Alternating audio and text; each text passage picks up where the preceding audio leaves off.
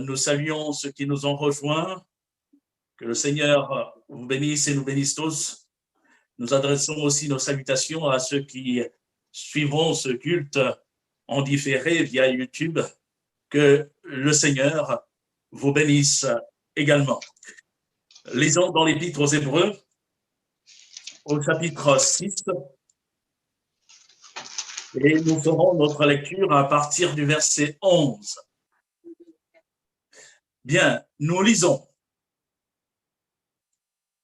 Nous désirons que chacun de vous montre le même zèle pour conserver jusqu'à la fin une pleine espérance, en sorte que vous ne vous relâchiez point et que vous imitiez ceux qui, par la foi et la persévérance, héritent des promesses.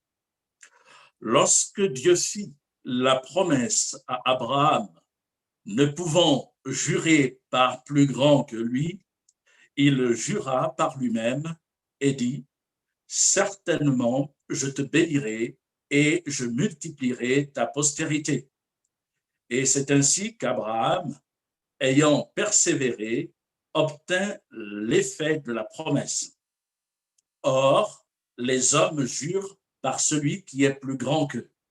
Et le serment est une garantie qui met fin à toutes leurs différends. C'est pourquoi Dieu, voulant montrer avec plus d'évidence aux héritiers de la promesse l'immutabilité de sa résolution, intervint par un serment afin que, par deux choses immuables dans lesquelles il est impossible que Dieu mente, nous trouvions un puissant encouragement, nous dont le seul refuge a été de saisir l'espérance qui nous était proposée. Cette espérance, nous la possédons comme une ancre de l'âme, sûre et solide.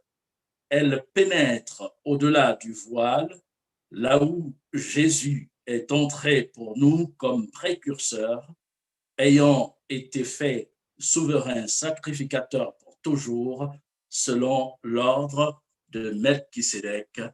Amen. Ce matin, j'ai voulu lire avec vous ce texte pour m'appuyer sur un mot, le mot espérance. Et le thème que j'ai donné au message de ce matin est celui-ci, l'espérance du chrétien, une ancre sûre. Une encre sûre. Dans le passage, je ne sais pas si vous l'avez relevé, moi j'ai eu le temps tranquillement de le souligner chez moi, il y a 3 fois employé le mot espérance.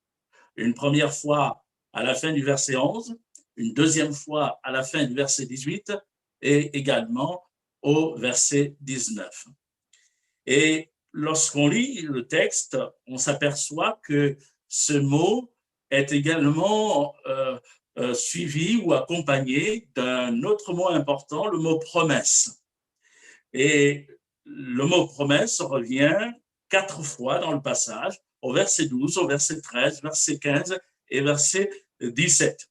Et on peut puiser déjà cet enseignement, l'espérance en Dieu se nourrit d'une promesse. Et j'aimerais justement voir avec vous dans un premier temps quelle est notre espérance et puis dans un deuxième temps les garanties de notre espérance telles que l'auteur de l'Épître aux Hébreux nous le montre dans le texte que nous avons lu. Alors l'espérance, le mot espérance en lui-même traduit une attente. Et pour ma part, je pense que l'un de ceux qui le définit bien dans ses écrits, c'est l'apôtre Paul. L'apôtre Paul, dans l'Épître aux Romains, notamment au chapitre 8, va s'étendre sur l'espérance et va la présenter comme l'attente réelle du croyant. On peut lire le texte, Romains chapitre 8, quelques versets à partir du verset 18 et nous lirons jusqu'au verset 25. L'apôtre dit ceci: « J'estime que les souffrances du temps présent ne sauraient être comparées à la gloire à venir qui sera révélée pour nous. Aussi, la création attend-elle avec un ardent désir la révélation des fils de Dieu.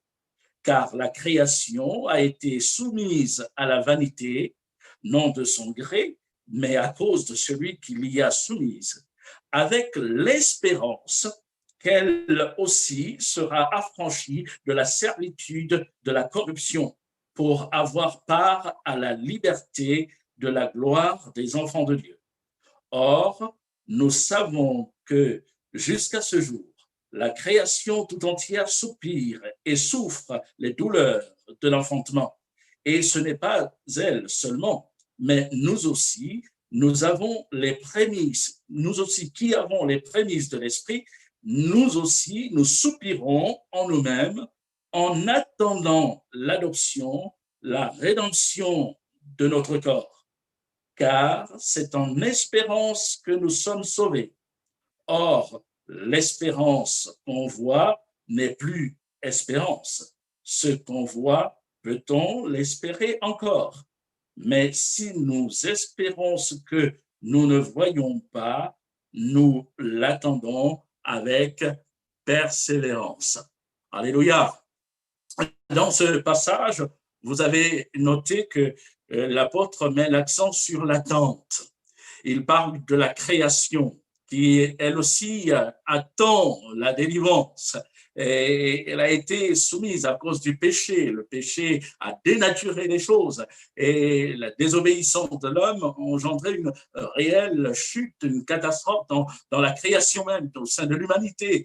Et Paul va marquer la réalité de cette espérance en disant mais nous attendons la liberté, la délivrance. Et quand il envisage cette attente, il y a là un ton d'exhortation en nous projetant vers ce qui est à venir. Et on note que l'espérance, c'est une attente de choses qui ne se sont pas encore accomplies entièrement ou qui sont en cours de réalisation. Et dans le sens de l'écriture, on relève aussi que l'espérance est une belle attente. On n'espère pas quelque chose de mal, mais on espère quelque chose de bien. Et dans le monde où nous sommes, il peut y avoir beaucoup d'attentes. Hier, je m'entretenais avec un frère et une sœur au sujet des réalités actuelles. Et la sœur, à un moment donné, disait nous encore, nous savons sur qui nous nous appuyons, mais quand on se met à la place de ceux qui n'ont pas d'espérance, il y a vraiment de quoi s'inquiéter. Et la situation du monde n'est pas rassurante. Et réellement, on voit qu'il y a une attente, et une attente qui est bien souvent déçue chez les hommes. Pourquoi? Parce qu'on attend l'homme providentiel, l'homme qui viendra régler les difficultés, les problèmes de la vie, et pour que les choses soient rendues meilleures. Et d'ailleurs, on voit certains hommes importants se lever et commencer à véhiculer des messages. Notre monde est un grand village et chacun doit y mettre du sien pour que dans ce grand village, nous puissions établir la paix parmi les hommes, la sécurité et qu'ensemble, nous puissions connaître une vie meilleure. Mais quand on lit l'Écriture, on sait pertinemment que les choses n'iront pas en s'arrangeant. Il n'y en a qu'un seul qui rendra la vie véritablement meilleure, c'est le Messie lui-même quand il viendra établir son règne de paix. C'est lui le prince de la paix. Et quand il viendra, alors oui, les choses seront rendues différentes. Mais tant que l'homme veut prendre sa destinée en main, il y aura toujours à s'inquiéter. Mais nous ne sommes pas de ceux qui s'inquiètent. Nous ne sommes pas de ceux qui se laissent gagner par le trouble, parce que nous avons une espérance, une attente. Et notre attente elle est portée vers la personne du Seigneur. Et dans ce dernier texte que j'ai lu, vous avez noté que l'apôtre Paul va dire que nous sommes sauvés, mais nous sommes sauvés en espérance. Et il est intéressant de souligner que lorsque Paul parle de salut en espérance, il n'introduit pas du tout un doute quant à la réalité de ce que nous avons reçu, de cette conviction, de cette certitude. Le salut et l'espérance dont il est question est une réalité certaine. Quand il dit nous sommes sauvés en espérance, il veut montrer par là que nous attendons la manifestation de notre salut. Et l'apôtre Jean dira que ce que nous serons n'a pas encore été manifesté.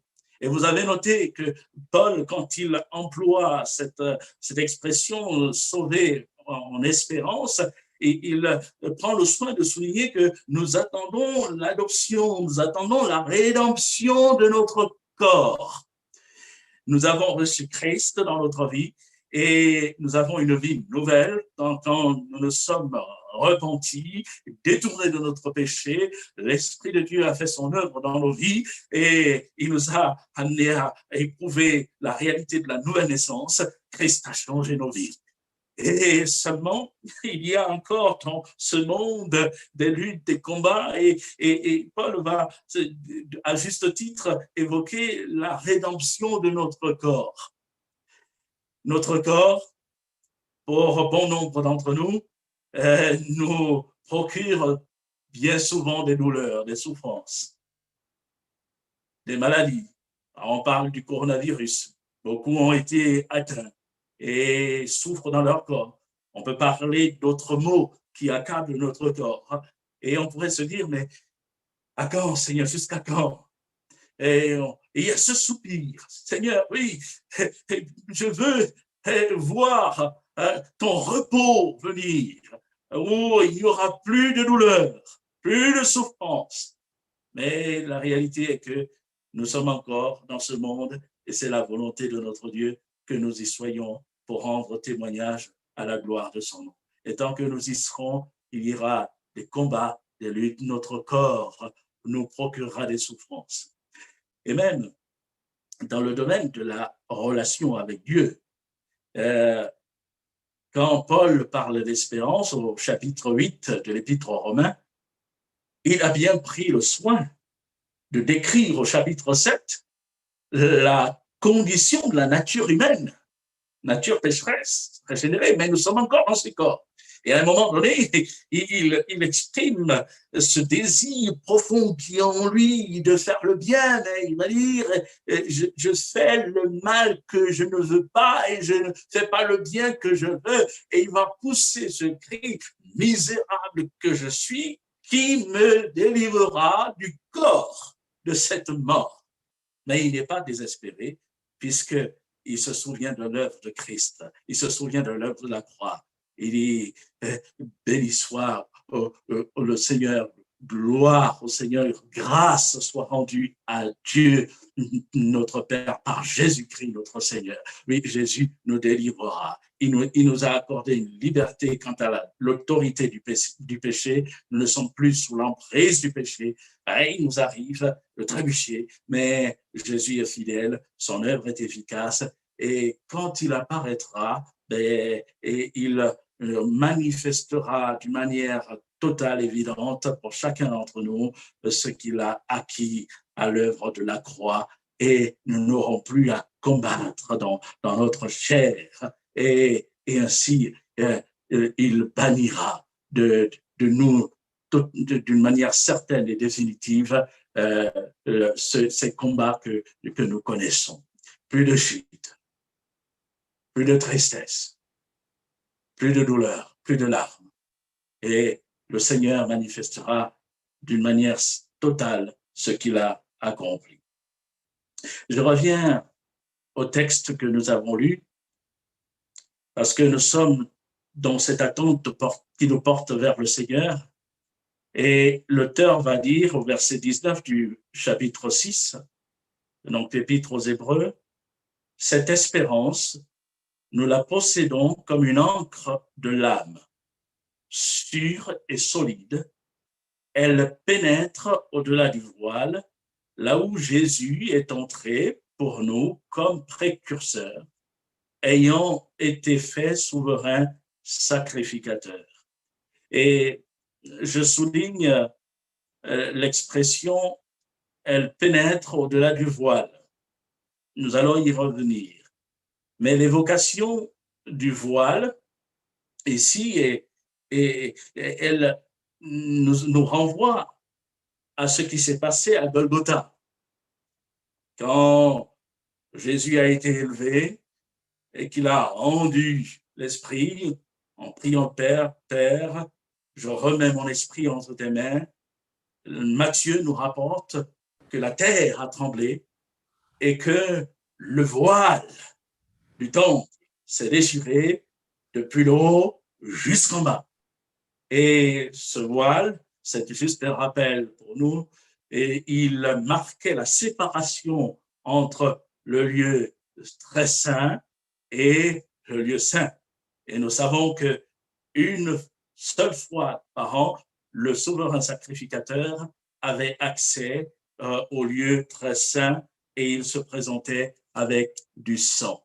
Et le voile a été déchiré. L'auteur de l'Épître aux Hébreux qui met l'accent sur le sacerdoce, la sacrificature du Christ, va nous expliquer ce que représentait ce voile.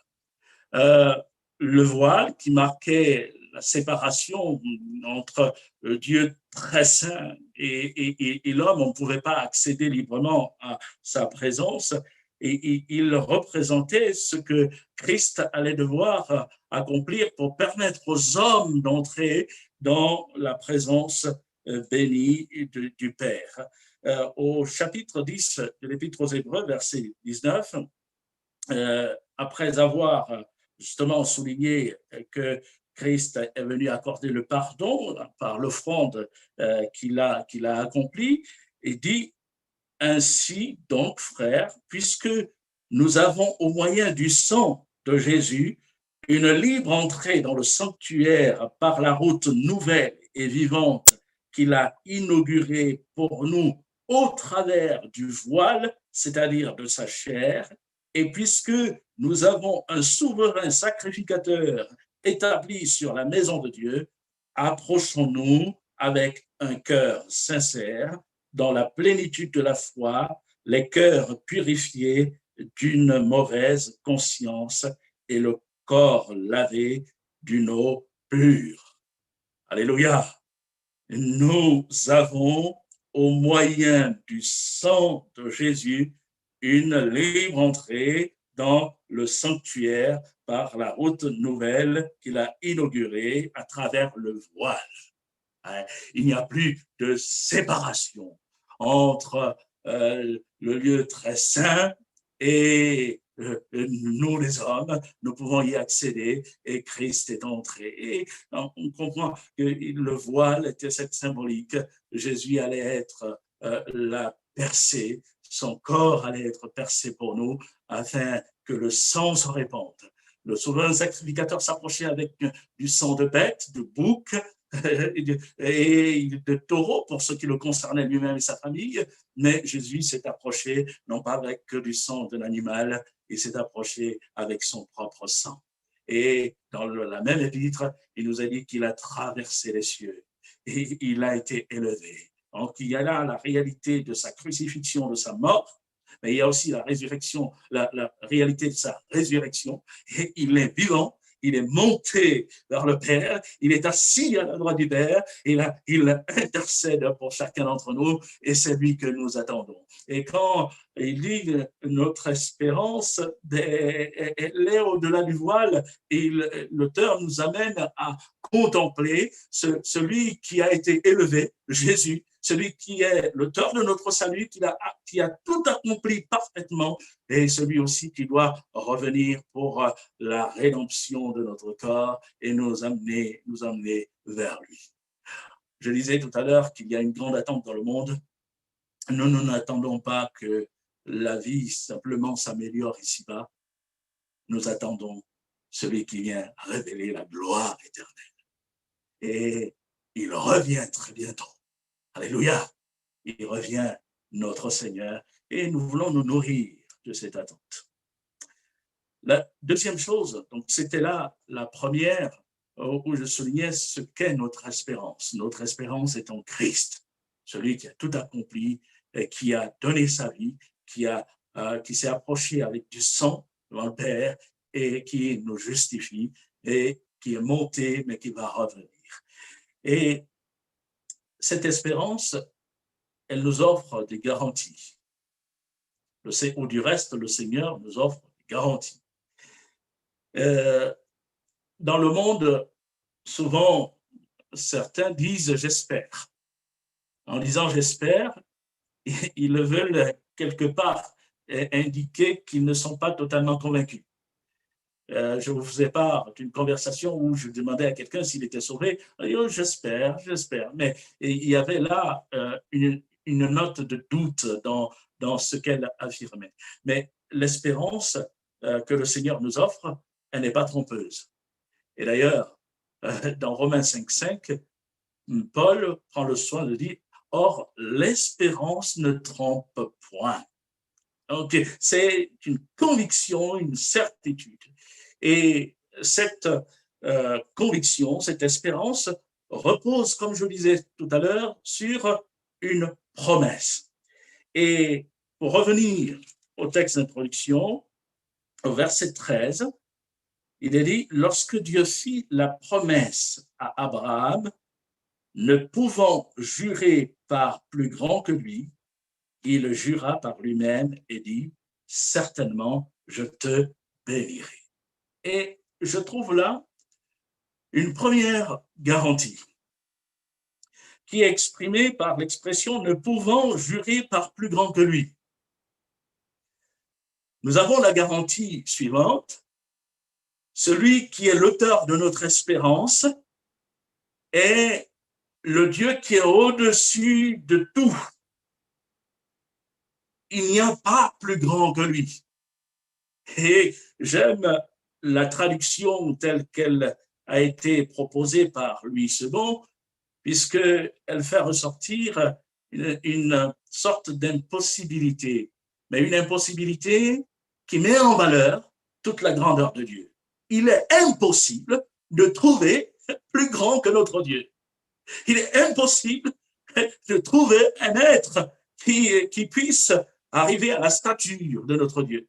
Et cela doit nous animer d'un élan de confiance. Le Dieu qui nous communique l'espérance, le Dieu qui nous a fait la promesse de la vie éternelle, est le Dieu de toute autorité qui est au-dessus de tout. Il a le pouvoir de réaliser ses promesses et il a le pouvoir de faire plier même les volontés les plus élevées, les plus arrogantes, afin de manifester encore sa grandeur et sa toute-puissance. Et en disant cela, je pense naturellement à Pharaon, puisqu'il est question d'Abraham, il est question de sa postérité, de sa descendance. Dieu avait indiqué à Abraham que sa descendance serait esclave en Égypte pendant 400 ans. Et quand le temps a été accompli de la délivrance, Dieu a envoyé Moïse vers Pharaon pour lui dire « Israël est mon fils, mon premier-né, maintenant, ainsi parle l'Éternel, laisse aller mon peuple pour qu'il m'offre des sacrifices dans le désert. » Et qu'a répondu Pharaon? Qui est l'Éternel pour que j'obéisse à sa voix? En laissant aller Israël, je ne connais pas l'Éternel et je ne laisserai point aller Israël. Donc, il y a eu là comme une résistance de Pharaon et au final, Dieu a accompli ce qu'il avait comme dessein. Israël a été délivré de l'esclavage. Et il y a là comme une annonce, une préfiguration de ce que nous devions vivre en Christ, Vous savez que l'image de l'Égypte renvoie au monde et Pharaon est un type de l'ennemi de nos âmes. Et Christ, par une main puissante, est venu nous libérer de l'emprise de celui dont la puissance régit, celle du malin dans le monde. Et c'est ainsi que nous ne sommes plus du monde, nous sommes sortis de son autorité, nous dépendons de celui qui est tout-puissant, le Dieu vivant et vrai. Alléluia. Et c'est l'auteur de notre espérance. Et parce qu'il nous a sauvés de cette manière, il nous a délivrés, il a brisé nos chaînes, et nous emmenant à le contempler, et notre attente doit être certaine et elle doit être confiante en lui. Notre espérance est ainsi une assurance. Et la deuxième garantie que nous pouvons souligner dans le passage, c'est que il est impossible que Dieu ne trompe. Il est tout puissant et l'auteur prend le soin de préciser au verset 17 en parlant de Dieu, il dit c'est pourquoi Dieu, voulant montrer avec plus d'évidence aux héritiers de la promesse l'immutabilité de sa résolution, intervint par un serment afin que par deux choses immuables dans lesquelles il est impossible que Dieu mente, nous trouvions un puissant encouragement, dont le seul refuge a été de saisir l'espérance qui nous était proposée. Or, j'affectionne ce passage parce qu'il met en avant la crédibilité même de la personne du Seigneur. Et il est impossible que Dieu mente. Dieu est infaillible. Dieu est parfait. Il est impossible que le mal soit en lui. Il est impossible que la tromperie vienne de lui. Non, il est le Dieu de la vérité. Et ce qu'il dit, il l'accomplit. Il sait l'accomplir. Et dans l'exposé que nous venons de lire, il y a deux choses qui retiennent notre attention. Premièrement, le Dieu du salut a fait une promesse. Il y a le fait de la promesse. Et celui qui est tout puissant a donné la promesse pour rassurer. Dieu aurait pu susciter une descendance à Abraham sans le lui dire, sans lui promettre. Mais Dieu a donné sa parole. Et quand Dieu donne sa parole, il est suffisant pour l'accomplir. Et notre espérance repose sur la parole, non pas d'un homme, mais sur la parole de Dieu. Et parce que ce Dieu de vérité nous garantit qu'il nous prendra avec lui, que notre salut sera manifesté et qu'il nous introduira dans la gloire de son Fils, nous pouvons lui faire une entière confiance. Et c'est là une garantie. La deuxième chose dans la foulée, puisqu'il est question de deux choses dans lesquelles il est impossible que Dieu mente, la deuxième chose, c'est l'idée du serment. Dieu a juré à Abraham. Il a fait un serment. Donc la promesse a été accompagnée d'un serment. Et l'auteur dit bien que l'objet du serment, c'est de rassurer. L'objet du serment, c'est d'étouffer tout différent, toute dispute entre les hommes, tout désaccord.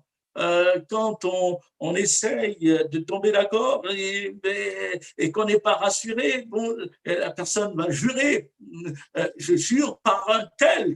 Et bien sûr, on prend un témoin, un plus grand. Et en fait, il dit, le fait de jurer doit normalement effacer, annihiler tous les doutes, toutes les incertitudes et ainsi à créer un climat de confiance. Et je me dis, mais Dieu n'avait pas besoin de jurer. Avait-il besoin de faire un serment à Abraham? C'est le Dieu de vérité, sa parole suffit. Et pourtant, pour qu'Abraham soit rassuré, il est allé jusqu'à faire un serment. Et comme pour dire, Abraham, mais je le jure, c'est mon honneur, c'est ma crédibilité que je mets en avant. Mais il ne pouvait pas prendre à témoin plus grand que lui. Il se prend lui-même à témoin. Je me prends à témoin, Abraham. Je te garantis que je te susciterai une descendance. Et Abraham a vu s'accomplir la promesse de Dieu. Et Dieu a été fidèle. Et de la même manière que Dieu a manifesté sa fidélité à l'égard d'Abraham, l'auteur s'appuie sur cela pour nous dire que nous sommes héritiers de la même promesse. Nous sommes héritiers des biens à venir, de la gloire à venir. Et ce Dieu qui a donné cette garantie à Abraham, qui a réalisé, et il sera encore tout-puissant et suffisant pour réaliser la promesse qu'il nous a faite. Alléluia! Que son nom soit béni. Et je voudrais maintenant m'appuyer sur l'image qui est employée avant de terminer.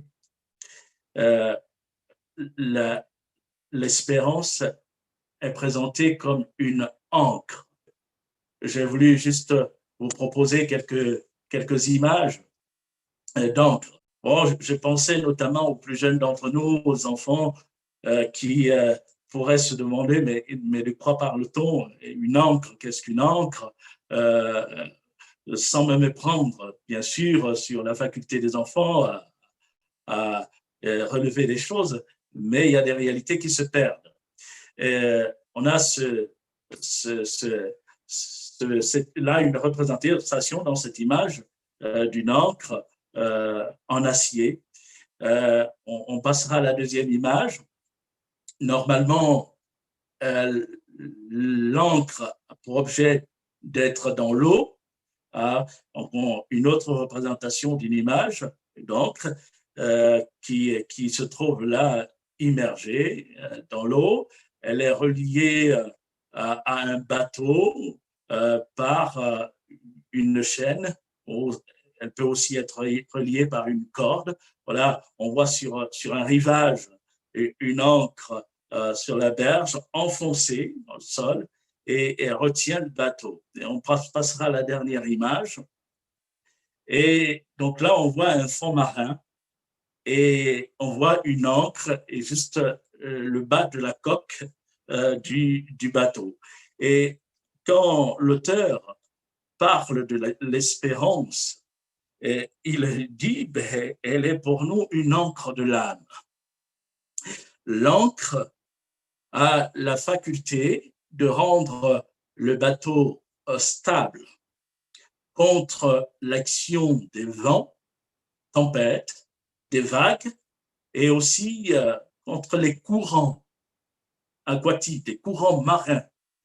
Et quand l'ancre est jetée et qu'elle va au fond de la mer, les vents peuvent souffler, les courants peuvent passer et les flots peuvent s'agiter. Le bateau est stable. Il est gardé, il est retenu par l'encre. Et l'auteur transpose l'image naturelle dans une réalité spirituelle. Et il dit, l'espérance est comme cette encre sûre, mais c'est une encre qui pénètre, non pas dans un fond marin, mais cette encre elle pénètre dans les cieux, elle pénètre au ciel.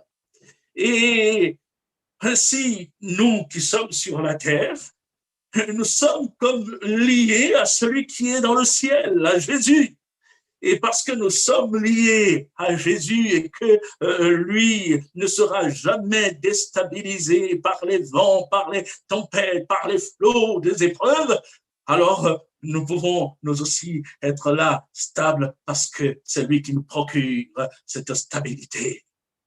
Et nous ne chancellerons pas. Les vents peuvent souffler, les vagues, les flots de l'agitation de ce monde peuvent passer sur nous. La situation peut être ce qu'elle est, incertaine, effrayante pour d'autres, mais notre foi, notre espérance, elle est vivante parce que Christ est vivant, parce que Christ vit et nous sommes liés à lui. Et nous voulons encore contempler sa personne et le glorifier. Et j'aime la parole de Dieu parce que par des réalités bien souvent simples, basiques, elle arrive à toucher le fond de notre cœur et de notre âme pour nous montrer la grandeur de notre Dieu et nous amener à nous appuyer sur lui. Oui, notre espérance est une encre de l'âme. Nous sommes sauvés et que rien ni personne vienne enlever cette assurance à nous qui nous sommes détournés de notre vaine manière de vivre pour nous engager dans une vie de sanctification avec le Seigneur, que rien ni personne ne vienne à nous détourner de lui, du Seigneur. Et pour finir, je vous propose le vœu qui est une prière de l'apôtre Paul lorsqu'il s'adresse aux Romains parlant de l'espérance. Dans Romains chapitre 15, verset 13, il dit ceci: que le Dieu de l'espérance vous remplisse de toute joie et de toute paix dans la foi, pour que vous abondiez en espérance par la puissance du Saint-Esprit. Alléluia! Nous connaissons le Dieu de l'espérance et nous voulons faire de ce vœu, de cette prière de Paul pour les Romains, nous voulons la faire nôtre et dire oui, Seigneur, toi le Dieu de l'espérance, remplis nos cœurs encore de joie, même dans un contexte d'effroi, remplis nos cœurs de paix dans un contexte d'instabilité et que notre foi demeure enracinée en toi. Et que le nom du Seigneur soit glorifié. On va le bénir encore ensemble. Merci à tous de nous avoir suivis. N'hésitez pas à vous abonner à notre chaîne YouTube. Vous pouvez également nous suivre sur notre page Facebook. Pour toute question ou demande de prière, vous pouvez contacter l'équipe pastorale qui se tient à votre disposition via le site internet add-dijon.com. Que Dieu vous bénisse.